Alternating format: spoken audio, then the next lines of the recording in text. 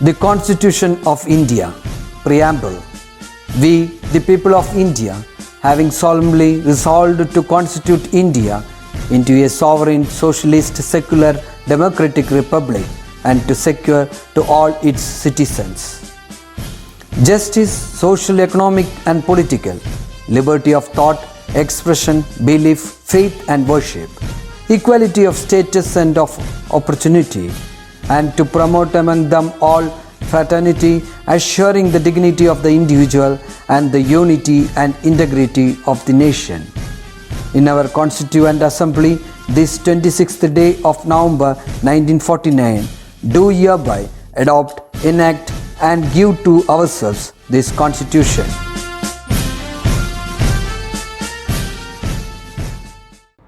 Hi students, welcome back to Business Studies class. I think all are doing well. Okay. See, in the last class we completed our 10th chapter, that is internal trade. I think all are clear. Okay. Today we are going to discuss the next chapter, that is 11th chapter, international business. What do you mean by external trade? See, that means external trade means buying and selling of goods and services between two countries is known as external trade or foreign trade or international business. See, actually this international business facilitates specialization and efficient utilization of resources. The reason for the international business. Actually, the basic reason behind international business is that the countries cannot produce equally well or cheaply all that they need due to the unequal distribution of various resources such as labor, raw materials, capital, etc. International business എന്ന് പറഞ്ഞു കഴിഞ്ഞാൽ രണ്ട് രാജ്യങ്ങൾ തമ്മിൽ നടത്തുന്ന ബിസിനസ്സാണ് actually ഏതെന്ന് പറയുന്നത് ഇൻ്റർനാഷണൽ ബിസിനസ് അല്ലെങ്കിൽ ഫോറിൻ ട്രേഡ് അല്ലെങ്കിൽ എക്സ്റ്റേണൽ ട്രേഡ് എന്ന് പറയുന്നത്. എന്തിനാണ് ഇൻ്റർനാഷണൽ ബിസിനസ്? ഈ ഇൻ്റർനാഷണൽ ബിസിനസ്സിൻ്റെ ബേസിക് ആയിട്ടുള്ള റീസൺ എന്ന് പറയുന്നത് ഒരു രാജ്യത്തിനകത്ത് കനോട്ട് പ്രൊഡ്യൂസ് ഈക്വലി വെൽ, എല്ലാം ഈക്വലായിട്ട് എന്ത് ചെയ്യാൻ കഴിയില്ല, പ്രൊഡ്യൂസ് ചെയ്യാനായിട്ട് കഴിയില്ല. കാരണം ഓരോ രാജ്യത്തിനകത്തും റിസോഴ്സസിൻ്റെ ഡിസ്ട്രിബ്യൂഷൻ ഈ അൺഈക്വലായിട്ടാണ് നടക്കുന്നത്. അതായത് ലേബറും റോ മെറ്റീരിയൽസും ക്യാപിറ്റലും ഇതിൻ്റെയൊക്കെ ഡിസ്ട്രിബ്യൂഷൻസ് ഈക്വലായിട്ടല്ല എല്ലാ രാജ്യങ്ങളിലും നടക്കുന്നത്.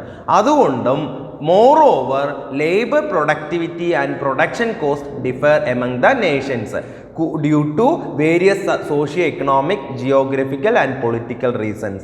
അത് കൂടാതെ ലേബർ പ്രൊഡക്ടിവിറ്റിയും പ്രൊഡക്ഷൻ കോസ്റ്റും ഓരോ രാജ്യത്തിനകത്തും ഓരോ രീതിയിലാണ്. കാരണം അവിടുത്തെ socio economic culture, geographical reasons, political reasons ഇതൊക്കെ കാരണം കൊണ്ട് ഓരോ രാജ്യത്തും ഓരോ രീതിയിലുള്ള ലേബർ പ്രൊഡക്ടിവിറ്റിയും പ്രൊഡക്ഷൻ കോസ്റ്റുമാണ് ഉണ്ടാവുന്നത്. മനസ്സിലായോ? And therefore the some countries being the better position to produce better quality products or at lower cost than what other nation can do. ചില രാജ്യത്തിനകത്ത് മറ്റ് രാജ്യങ്ങൾ പ്രൊഡ്യൂസ് ചെയ്യുന്നതിനേക്കാൾ ചീപ്പ് റേറ്റിൽ പ്രൊഡ്യൂസ് ചെയ്യാനും ക്വാളിറ്റി ഉള്ള സാധനങ്ങൾ പ്രൊഡ്യൂസ് ചെയ്യാനായിട്ട് പറ്റും. ചിലയിടത്ത് എന്ത് ചെയ്യാൻ കഴിയില്ല, അതിന് സാധിക്കാനായിട്ട് കഴിയില്ല. അതുകൊണ്ടാണ് ഇൻ്റർനാഷണൽ ബിസിനസ് എന്ന കോൺസെപ്റ്റ് തന്നെ ഡെവലപ്പ് ചെയ്തത്. എന്തൊക്കെയാണ് ഈ ഡൊമസ്റ്റിക് ബിസിനസ്സും ഇൻ്റർനാഷണൽ ബിസിനസ്സും തമ്മിലുള്ള difference? C, difference between domestic business and international business.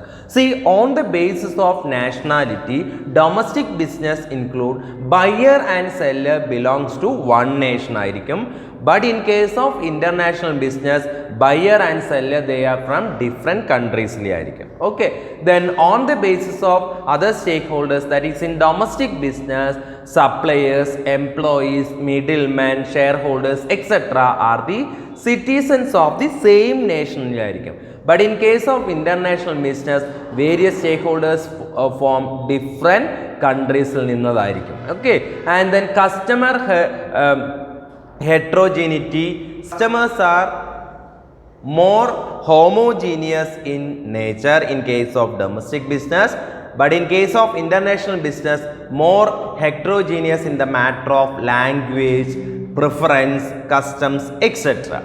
And then business system and practice in domestic business is relatively same system, but in case of international business, different systems and practices are followed. And then political system and risk in domestic business subject to the same country, but in case of international business subject to two different countries.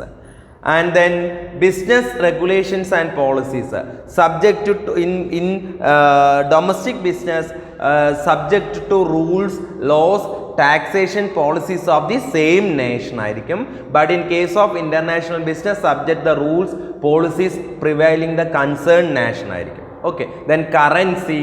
See, currencies of domestic country in domestic business, but in case of international business currencies of more than one countries ആയിരിക്കും. Okay, ഇതൊക്കെയാണ് difference.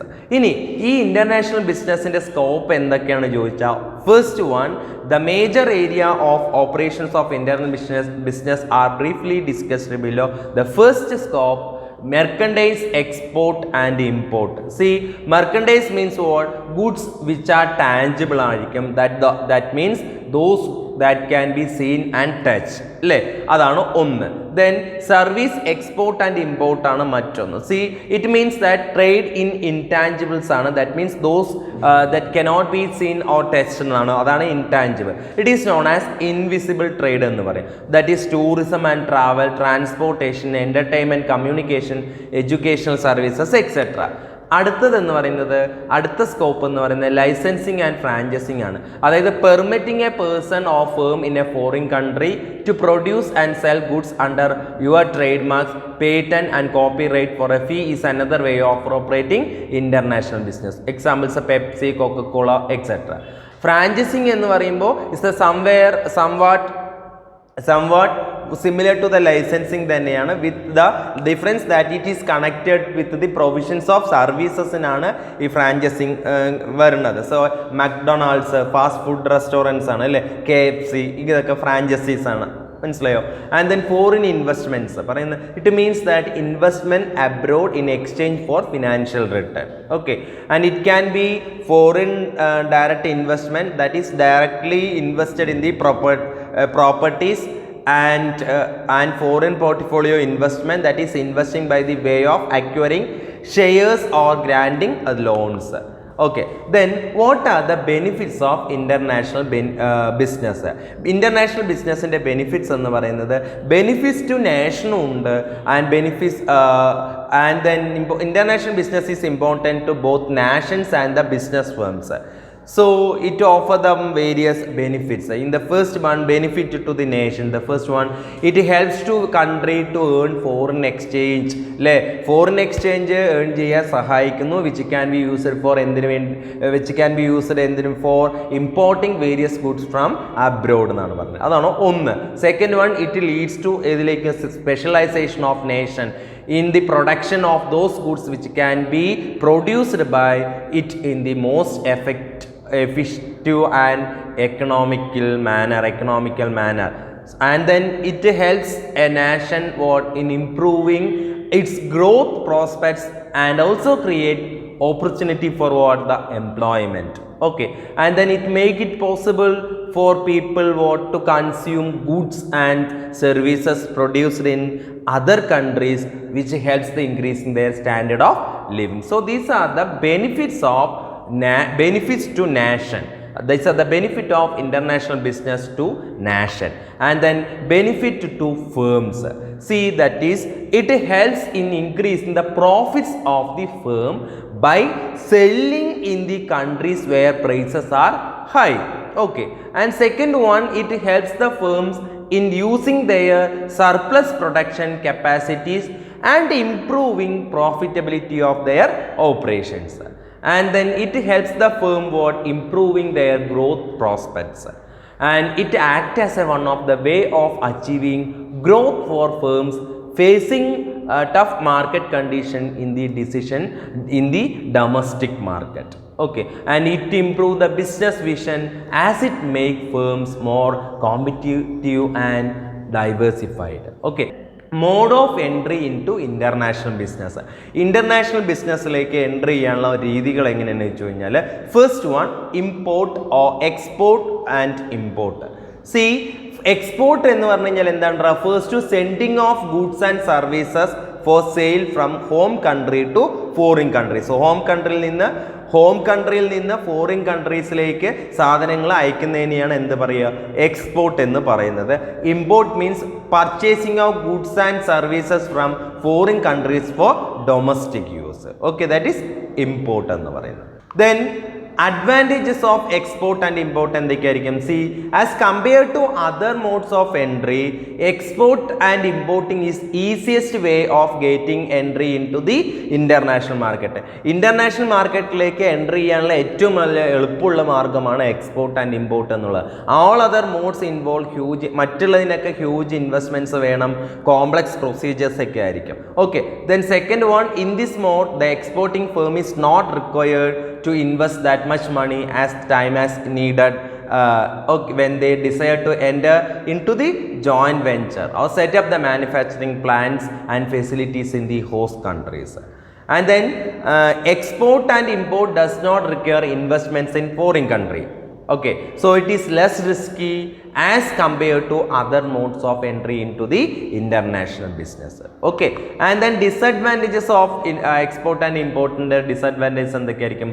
Since goods are physically moving from one country to another, exporting and importing involve additional packing, transportation, insurance cost ഒക്കെ വരുന്നുള്ളതാണ്. Okay, then exporting is not possible in case the foreign country restrict import restrict ചെയ്തിട്ടുള്ള രാജ്യങ്ങളിലേക്ക് export സാധിക്കില്ല എന്നാണ് പറയുന്നത്. Okay, since export firms basically operate from home country, they do not have many contact with the foreign market, and this put the export firms in disadvantageous positions. Okay, and then അടുത്തൊരു മോഡാണ് international ബിസിനസ്സിലേക്ക് enter ചെയ്യാനുള്ള മറ്റൊരു രീതിയാണ് contract manufacturing. എന്താണ് contract manufacturing എന്ന് പറഞ്ഞാൽ? This is the company enter into the contract with local manufacture in the foreign country. Foreign കൺട്രിയിലുള്ള local മാനുഫാക്ചറുമായിട്ട് കോൺട്രാക്റ്റിൽ ഏർപ്പെടുന്നതാണ് കോൺട്രാക്ട് മാനുഫാക്ചറിങ് പറയുന്നത്. The contract is for getting എന്തിനു വേണ്ടിയിട്ടാണ്? Certain components or goods produced as per the specification given. അല്ലേ, ചില particular പാർട്സുകളോ കമ്പോണൻസോ അല്ലെങ്കിൽ ഗുഡ്സ് ചില ഭാഗങ്ങൾ മാത്രം ലഭിക്കാൻ വേണ്ടിയിട്ടാണ് കോൺട്രാക്റ്റിൽ ഏർപ്പെടുന്നത്. ഇതിനെ നമ്മൾ പറയുന്ന പേര് it is also called outsourcing എന്ന് പറയും. It may take place in the following 3 ഫോംസിലാണ്. ഒന്ന്, പ്രൊഡക്ഷൻ ഓഫ് സെർട്ടൻ കമ്പോണൻസ് മാത്രം പ്രൊഡ്യൂസ് ചെയ്യുക വേണ്ടിയിട്ട്, അല്ലെങ്കിൽ assemble the components into final products ആക്കാൻ വേണ്ടിയിട്ട് കമ്പോണൻസ് നിങ്ങൾ അസംബിൾ ചെയ്യാൻ മാത്രമായിട്ട് കോൺട്രാക്റ്റിൽ ഏർപ്പെടുക, അല്ലെങ്കിൽ complete manufacture of the product, ഒരു പ്രോഡക്റ്റ് പൂർണ്ണമായിട്ടും മാനുഫാക്ചർ ചെയ്യാൻ വേണ്ടിയിട്ടുള്ളതാണ്. അത് ഇങ്ങനെ 3 രീതിയിൽ വരാം. അപ്പോൾ ഈ കോൺട്രാക്ട് മാനുഫാക്ചറിൻ്റെ അഡ്വാൻറ്റേജസ് എന്താണ്? Goods can be produced on large scale without any investment. Okay, less investment risk ആണ്. Then getting product with lower material and labour cost, and the utilization of ideal capacity of the manufacturer, and then producer may get what export incentives from the government. Okay, അങ്ങനെയെങ്കിൽ disadvantages എന്തായിരിക്കും? Quality problem ആണ് first one. Local manufacture in the foreign country എന്ത് ചെയ്യും? May not be able to compete with the international standard. Okay, that is the first one. And no freedom in the production process, freedom illa. So producer has to follow specification given to him strictly. കൊടുത്തത് പ്രകാരം അവർക്ക് ചെയ്യാൻ പറ്റുള്ളൂ, അതാണ് ഒരു problem. Then no freedom to sell. അതുപോലെ according to the terms of contract they cannot freely sell in the open market. Open മാർക്കറ്റിൽ അവരുടെ ഇഷ്ടപ്രകാരം എന്ത് ചെയ്യാൻ കഴിയില്ല, സെയിൽ ചെയ്യാനായിട്ട് പറ്റില്ല. That is the disadvantages of contract manufacturing. അടുത്ത ഒരു രീതി എന്താണ്? ഇന്റർനാഷണൽ ബിസിനസ്സിലേക്ക് എൻ്റർ ചെയ്യാനുള്ള അടുത്തൊരു മാർഗ്ഗമാണ് ലൈസൻസിങ് ആൻഡ് ഫ്രാഞ്ചൈസിങ്. എന്താണ് ലൈസൻസിങ് എന്ന് പറയുന്നത്? It is a contractual agreement in which one firm permit another firm in foreign country to access its trademark, patent, technology for called royalty. So the firm which gives permission is called licensor, and to whom it given it is called licensee അല്ലേ. അതായത് ഒരു contractual agreement ആണ് ഇത് ഒരു ഫേമിന് foreign കൺട്രീസിലെ മറ്റു ഫേമിലേക്ക് enter ചെയ്യാനുള്ള അല്ലേ അവരുടെ ട്രേഡ് മാർക്കും പേറ്റൻറ്റും ടെക്നോളജിയൊക്കെ യൂസ് ചെയ്തുകൊണ്ട് എന്ത് ചെയ്യാം പ്രൊഡക്ഷൻ നടത്താനുള്ള സൗകര്യം ചെയ്തു കൊടുക്കുന്നതാണ് ലൈസൻസിങ് എന്ന് പറയുന്നത്. അതിനൊരു ഫീസ് ചാർജ് ചെയ്യും. മറ്റ് എന്ന് പറയും റോയാലിറ്റി എന്ന് പറയും അല്ലേ. ഫ്രാഞ്ചൈസി എന്ന് പറഞ്ഞു കഴിഞ്ഞാൽ എന്താണ്? അപ്പോൾ ഈ സിമിലർ ടു ദ ലൈസൻസിങ് പോലെ തന്നെയാണ്. ഇറ്റ് ഈസ് കൺസേൺ വിത്ത് എന്താണ് പ്രൊവിഷൻ ഓഫ് സർവീസസിനാണ് ഇവിടെ വരുന്നത്. Parent company is called franchiser എന്ന് പറയും. Party to whom franchisee is granted അതിനെ ഫ്രാഞ്ചൈസി എന്ന് പറയും. ഓക്കെ, അതാണ് അപ്പോൾ ഇതിൻ്റെ അഡ്വാൻറ്റേജസ് എന്തൊക്കെയാണെന്ന് ചോദിച്ചാൽ ലെസ് എക്സ്പെൻസീവ് ആണ്. It is a less expensive mode for licensor as the licensee make all the investments in his country. Okay, and limited risk illu. The licensor or franchisor has only what limited risk as has not made any investments, and then less government interventions. So the knowledge about the market, since the licensee franchisee is a licensee or franchisee is a local person, so he might have greater knowledge about the local market. And then protections of the trademark. See, because of the strict law in the foreign country, only the licensee can use the trademark or the patent. But in case ഇനി limitations എന്താ വെച്ചാൽ identical or duplicate products. See, the licensee when get experienced can make an identical product with a slight different brand name. അതിനൊരു chance ഉണ്ട്. Then loss of secrecy, so there are chance of trade secret being lost in the foreign market. And then conflict between licensor and licensee regarding payment of royalty, maintenance of accounts, difference in quality, etc. ഇനി അടുത്തൊരു entry ചെയ്യാനുള്ള മറ്റൊരു മാർഗ്ഗമാണ് joint ventures. International ബിസിനസ്സിലേക്ക് entry ചെയ്യാനുള്ള മറ്റൊരു മാർഗ്ഗമാണ് joint ventures. Joint ventures means starting A firm which is jointly owned by 2 or more firms. രണ്ടോ അതിലധികമോ ഫേംസുകൾ കമ്പൈൻ ചെയ്തിട്ട് ഒറ്റ ഫേമായിട്ട് മാറുന്നതാണ് ജോയിൻറ്റ് വെഞ്ചേഴ്സ് എന്ന് പറയുന്നത്. Comes into existence in 3 major വേസിൽ. എങ്ങനെയാണെന്ന് വെച്ചാൽ ഒന്ന്, foreign investor buying interest in the local firm. അല്ലെ ലോക്കൽ ഫേമിന് വാങ്ങാൻ ആർക്ക് താല്പര്യമായിരിക്കും? ഫോറിൻ ഇൻവെസ്റ്റേഴ്സിന് താല്പര്യം ഉണ്ടായിരിക്കും ഒന്ന്. അല്ലെങ്കിൽ ലോക്കൽ ഫേം എന്ത് ചെയ്യും? Acquiring and interest in existing foreign firm. നിലവിലുള്ള ഒരു ഫോറിൻ ഫേമിനെ വാങ്ങാൻ ആർക്ക് താല്പര്യം ഉണ്ടായിരിക്കും? ലോക്കൽ ഫേമിന് താല്പര്യം ഉണ്ടായിരിക്കും. അതല്ലെങ്കിൽ ഫോറിൻ ആൻഡ് ലോക്കൽ എൻ്റർപ്രൈസ് രണ്ടും കൂടെ ജോയിൻ ചെയ്തിട്ട് ഒരു പുതിയൊരു ഫേം ആയിത്തീരാനും അങ്ങനെയും ആവാം. അത് നമുക്കറിയാം. മാരുതി ആൻഡ് സുസുക്കി അല്ലേ, അതുപോലെ തന്നെ TVS സുസുക്കി, അതുപോലെ തന്നെ ഹീറോ ആൻഡ് ഹോണ്ട ജോയിൻറ്റ് വെഞ്ചേഴ്സിന് എക്സാമ്പിൾസ് ആണ്. പക്ഷേ ഇതിൻ്റെ അഡ്വാൻറ്റേജസ് എന്താണെന്ന് വെച്ചാൽ ലെസ് ഫിനാൻഷ്യൽ ബേർഡനേ ഉള്ളൂ. Investment is made by both the parties ആയതുകൊണ്ട്. ഓക്കെ, ലാർജ് സ്കെയിൽ ഓപ്പറേഷൻ ആണ്. Usually joint ventures are running on large സ്കെയിലാണ്. ഓക്കെ, അതുപോലെ തന്നെ ലോക്കൽ പാർട്ട്നേഴ്സ് നോളേജ് മതി. So foreign partner is also benefited because കാരണം എന്താ വെച്ചാൽ local partners knowledge about the competition, culture, language, business policy etcetera ഇതൊക്കെ അവർക്ക് അറിയാൻ പറ്റും. And then cost and risk sharing. See, entering into the foreign market is very costly and risky ആയതുകൊണ്ട് it can be shared among the joint ventures partners. നമ്മൾ share ചെയ്യാൻ പറ്റും. Okay, and disadvantages എന്താണെന്ന് വെച്ചാൽ foreign firm entering in to joint venture share the technology and trade secret with local firms. See, it leads to the risk of what? Leakage of technology and secrets to others. Okay, then dual ownership arrangements. See, may lead to what? The conflicts. And then different cultures and management styles result in the poor integration and then cooperation. So actually these are the disadvantages of joint ventures. Okay, then next mode of entry into the international business is what? Wholly owned subsidiary. Wholly owned subsidiaries. That means in this system, the holding company, or that means parent company, acquire 10% share in the subsidiary company. 10% share in the subsidiary company. A wholly owned subsidiary company can be established in a foreign market in a 2 ways. That is set up by the new firm in the foreign country, and then acquire an existing firm in the foreign country. See, advantages of this wholly owned subsidiaries is a full control over the operations. Okay, and then trade secret will not be lost. And then disadvantages of wholly owned subsidiaries, that is the huge investments is needed, that is not suitable for small and medium sized business, and then no sharing of loss and not allowed by the some countries. Okay, ഇതൊക്കെയാണ് international ബിസിനസ്സിലേക്ക് enter ചെയ്യാനുള്ള മോഡ്സിൽ പറയുന്നത്. ഇനി export procedures, export ചെയ്യാനുള്ള procedures എന്തൊക്കെയാണെന്ന് വെച്ചാൽ, ഒന്നാമതായിട്ട് receipt of enquiry and sending quotations ആണ്. അതാണ് ഒന്ന്. എക്സ്പോർട്ടറിന് എന്ത് ചെയ്യണമെന്ന് വെച്ചാൽ get an enquiry from the prospective buyers from foreign country. Foreign കൺട്രിയിലുള്ള ബയറിൽ നിന്ന് എന്ത് കിട്ടണം എന്നാണ് പറയുന്നത്, എൻക്വയറി നടക്കണം. And sending quotation in the form of proforma invoice അല്ലേ, ആ കൊട്ടേഷൻ അയച്ചു കൊടുക്കും വേണം. So which is document containing, അതിനകത്ത് എന്തുണ്ടായിരിക്കും, ഓൾ ഡിസ്ക്രിപ്ഷൻ അബൌട്ട് ദ പ്രോഡക്റ്റിനെ കുറിച്ച്, അതായത് price, quality, grade, size, weight, mode of delivery, type of packing, payment terms, ഇതിനെക്കുറിച്ച് എല്ലാ കാര്യങ്ങളും ഈ കൊട്ടേഷനകത്ത് ഉൾപ്പെടുത്തിയിട്ടുണ്ടായിരിക്കണം. അതാണ് ഒന്നാമത്തെ പ്രൊസീജിയർ. രണ്ടാമത്തെ receipt of order or indent കിട്ടുക എന്നുള്ളത്. See if the buyer is satisfied with the condition in the proforma invoice, proforma ഇൻവോയ്സിൽ കൊടുത്ത കണ്ടീഷൻസ് ഇയാളെ സാറ്റിസ്ഫൈ ചെയ്യുകയാണെങ്കിൽ an order will be placed.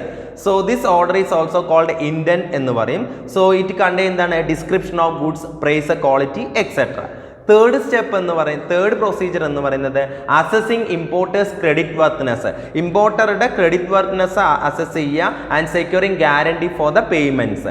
C after receiving the indent, the exporter എന്ത് ചെയ്യണം, conduct an enquiry about the financial capacity of the importer. ഇമ്പോർട്ടറുടെ financial കപ്പാസിറ്റിയെ കുറിച്ച് ഒരു അന്വേഷണം നടത്തണം.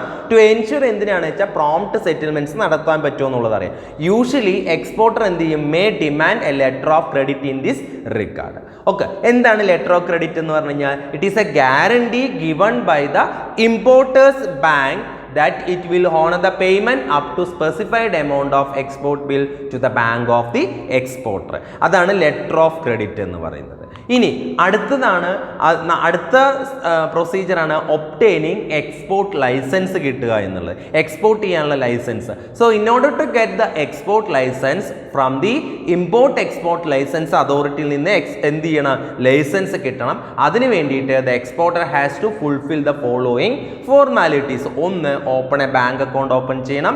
രണ്ട്, obtaining import and export code, അതായത് import export code IEC number from the, ആരിൽ നിന്നാണ് കിട്ടേണ്ടത്, director general of foreign trade or regional import export licensing അതോറിറ്റിയിൽ നിന്ന്. Okay, then registering with this appropriate export promotion council, that is apparel export promotion council, council for leather exports etcetera. And registering with export credit and guarantee corporation, എന്തിനു വേണ്ടി, ECGC to over the risk of the non payment. ഇനി അത് കിട്ടിക്കഴിഞ്ഞാൽ അടുത്ത procedure എന്താണ്, obtaining pre shipment finance. അതായത് after the confirmation of order the exporter may approach his bank, എന്തിനു വേണ്ടിയിട്ട്, for getting pre shipment finance to carry out export production. Export production നടത്താൻ വേണ്ടിയിട്ട് പ്രീ ഷിപ്മെന്റ് ഫിനാൻസ് അവർക്ക് ആവശ്യമാണ്. അതിന് വേണ്ടിയിട്ട് ബാങ്കിനെ സമീപിക്കണം. ഓക്കെ, ദെൻ അതിനുശേഷം production or procurements of goods. See the exporter makes ready the goods as per the specification either by production or purchasing it from the market. Okay, and then next one, pre-shipment inspections നടത്തണം. That is in foreign trade the quality of goods must confirm to international standard അല്ലേ, quality check ചെയ്യണം. അതുകൊണ്ട് for this it compulsory inspection ആര് ചെയ്യണം, by export inspection agency EIA, that is government of India അണ്ടർടേക്കിങ്ങിൽ വരുന്ന ഒരു സ്ഥാപനമാണ് export inspection agency. അവരെന്ത് ചെയ്യണം, ചെക്ക് ചെയ്യണം, ഇതിൻ്റെ ക്വാളിറ്റി ചെക്ക് ചെയ്യണം. അതാണ് പ്രീ ഷിപ്മെൻറ്റ് ഇൻസ്പെക്ഷനിൽ വരുന്നത്. ദെൻ അത് കഴിഞ്ഞിട്ട് അടുത്തതാണ് excise clearance. See all goods producer are subject to produce ചെയ്ത സാധനങ്ങൾ എന്തിലേക്ക് സബ്മിറ്റ്, എക്സൈസ് ഡ്യൂട്ടി അടക്കണം under the central excise and tariff act പ്രകാരം. But exported goods are either exempted, ചിലപ്പോൾ എക്സംപ്റ്റ് ചെയ്യാറുണ്ട്. If paid it is later refund. ഇപ്പോൾ കൊടുത്തു കഴിഞ്ഞാൽ പോലും ചിലപ്പോൾ എന്ത് ചെയ്യും, അത് ആ ഡ്യൂട്ടി റീഫണ്ട് ചെയ്യും, ആ എമൗണ്ട് റീഫണ്ട് ചെയ്യും. Exporter has to apply the excise commissioner എന്തിനു വേണ്ടിയിട്ട്, for export clearance. See, if the authority is satisfied ആണെങ്കിൽ the excess clearance is given or the claim for the refund is allowed. Such refund is known as duty drawback എന്നാണ് പറയുക. അതിന് എന്താ പറയുക? Duty drawback എന്നാണ് പറയുക. Okay, അതിന് അടുത്ത പ്രൊസീജിയറാണ് obtaining certificates of origin. See, some importing countries provide എന്ത് ചെയ്യുന്നു, tariff concession or other exemption for goods imported from the certain countries. To avail such benefit, the exporter എന്ത് ചെയ്യണം, has to obtain and submit the certificate of origin along with the other export documents. See, certificate of origin എന്ന് പറയുന്നത് it is the proof that the goods are actually being produced in the country from where it is exported. അല്ലേ, എവിടെ നിന്നാണ് produce ചെയ്തത്, ഏത് രാജ്യത്തു നിന്നാണ് export ചെയ്തത് എന്നുള്ളതൊക്കെ അറിയാനായിട്ട് ഈ സർട്ടിഫിക്കറ്റ് ഓഫ് ഒറിജിനിൽ നിന്ന് മനസ്സിലാക്കാനായിട്ട് പറ്റും. ഓക്കെ, ദെൻ അടുത്തതാണ് reservation of the shipping space. See, the exporter എന്ത് ചെയ്യുന്ന has to apply for this by furnishing complete information about the goods, അതുപോലെ തന്നെ probable date of shipment and port of destination, ഇതൊക്കെ ഉൾപ്പെടുത്തിക്കൊണ്ട് എന്ത് ചെയ്യണമെന്ന് വെച്ച് കഴിഞ്ഞാൽ ഒരു കംപ്ലീറ്റ് പ്രോഡക്റ്റിനെ കുറിച്ച് ഒരു കംപ്ലീറ്റ് ഇൻഫർമേഷൻസ് കൊടുക്കണം. So on the acceptance the shipping company എന്ത് ചെയ്യും, issue a shipping order issue ചെയ്യും. ഷിപ്പിംഗ് കമ്പനിക്കാണ് കൊടുക്കുന്നത്, അപ്പോൾ ഷിപ്പിംഗ് കമ്പനി എന്ത് ചെയ്യും, ഓർഡർ ഇഷ്യൂ ചെയ്യും. സോ ഷിപ്പിംഗ് ഓർഡർ എന്ന് പറയുന്നത് എന്താണ്, as an instruction to the captain of the ship. ഷിപ്പിൻ്റെ ക്യാപ്റ്റൻ കൊടുക്കുന്ന ഇൻസ്ട്രക്ഷനാണ് that the specified goods after customs clearance at that designated port be received on board എന്ന് പറഞ്ഞിട്ട്. Okay, then packing and forwarding ആണ് അടുത്ത procedure. See, goods are packed and marked with details such as name and address of the importer, gross or net weight, destination port, country of origin, etc. A packing list is attached here with all other documents. Okay, then packing list is the document stating that the number of cases or packs and the details of goods contained in this pack. Okay, അടുത്ത procedure ആണ് insurance of goods. See, the exporter എന്ത് ചെയ്യണം, has to insure the goods with the insurance company എന്തിനു വേണ്ടിയിട്ട് to cover the risk due to the sea perils in the transit. Okay, then അത് കഴിഞ്ഞിട്ട് വരുന്ന steps ആണ് പ്രൊസീജിയറാണ് customs clearance.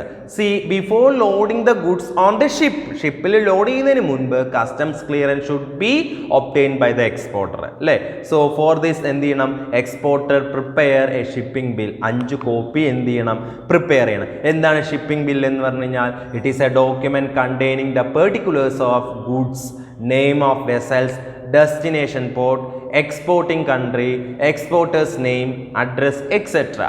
See, documents to be attached with the shipping bill for customs clearance എന്തൊക്കെ documents വെക്കണം വെച്ചാൽ that is export order, letter of credit വെക്കണം, commercial invoice, certificate of origin, certificate of inspection, marine insurance policy, ഇതൊക്കെ ഉണ്ടായിരിക്കണം.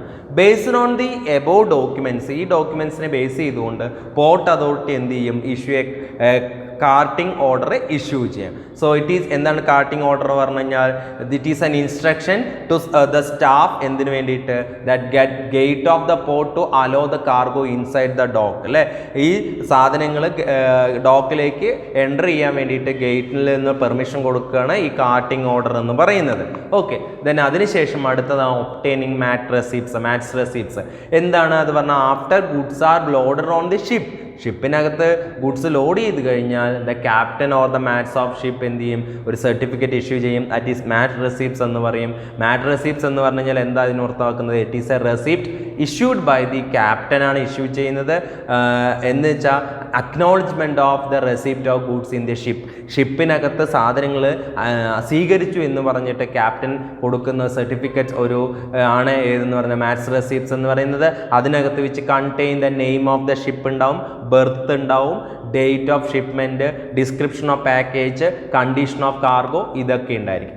അടുത്ത steps ആണ് payment of freight and insurance of bill of lading. Clearing and forwarding agent CF agents എന്ത് ചെയ്യും, submit the match receipts to the shipping company for the computation of എന്തിനു വേണ്ടിയിട്ട്, freight charges calculate ചെയ്യുക. After payment of freight the shipping company എന്ത് ചെയ്യും, ഒരു bill of lading issue ചെയ്യും. എന്താണ് ബിൽ ഓഫ് ലാഡിംഗ് എന്ന് പറഞ്ഞു കഴിഞ്ഞാൽ, bill of lading means it is a document issued by the shipping company എന്തിനു, after the cargo is loaded on the ship. മനസ്സിലായോ? ഓക്കെ, ദ ഷിപ്പിംഗ് കമ്പനി എന്ത് ചെയ്യും? Undertake the delivery of goods to the buyer by producing these documents. Okay, then in case goods send by air ആണെങ്കിൽ the document is known as airway bill എന്ന് പറയും. Okay, next one ആണ് preparation of invoice. അടുത്ത procedure എന്താണ്?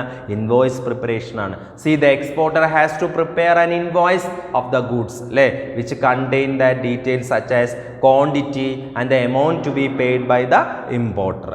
And then security, last procedure ആണ് security, securing payment. See, after shipping of goods, the exporter send the relevant documents like bill of lading, bill of exchange, letter of credit, invoice, etc. are to the bank forward, completing the formalities to receive the payment from their importer. Okay, I think all are clear. So that's all for today. If you have any doubt, please contact me. Okay.